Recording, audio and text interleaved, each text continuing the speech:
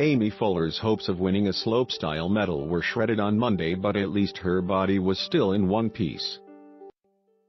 On a day when the organizers here were accused of endangering athletes in high winds, that was the only relief. It bordered on a farce at times in the mountains of Pyongyang as one rider after another in the final suffered dangerous falls in gusts of 30 miles per hour. For Fuller, the scare came as she flew the height of a house off the final jump of her second run and lost control in the wind, causing her to hit the deck hard before sliding down the slope on her back. The Brit thankfully got to her feet and was left to juggle the disappointment of a 17th-place finish with the bewilderment that the event was allowed to go ahead at all.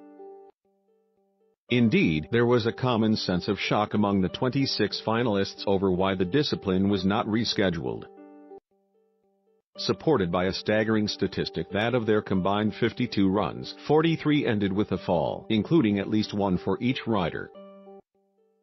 Jenny Jones, Britain's snowboard medalist from Sochi 2014, was vocal in questioning the safety of allowing the final to go ahead. She said, "Why didn't someone say, let's postpone this? In my mind I would have liked it to be postponed.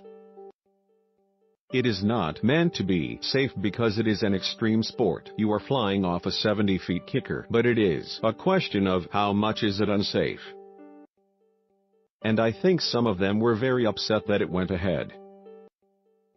Luckily no one was badly injured. Fuller had reached the final by virtue of Sunday's qualifying session being cancelled due to the wind. Her first run saw her skip a jump after losing her speed in a strong headwind, and the second was progressing well until she was hit by a huge gust in mid-flight. "For sure it was not what I dreamed of for my Olympic final, but it is what it is and I'm lucky to be in one piece right now," she said.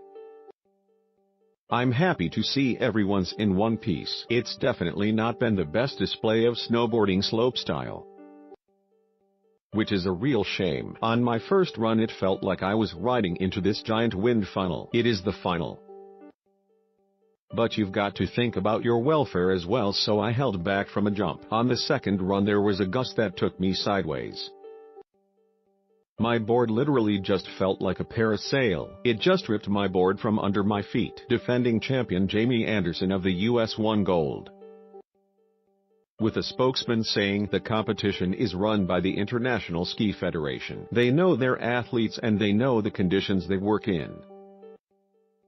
The safety of the athletes is the #1 priority. The weather issues also saw the women's giant slalom postponed on Monday, a day after the same happened to the men's downhill. A potential scheduling crisis is looming with poor forecasts up until Thursday.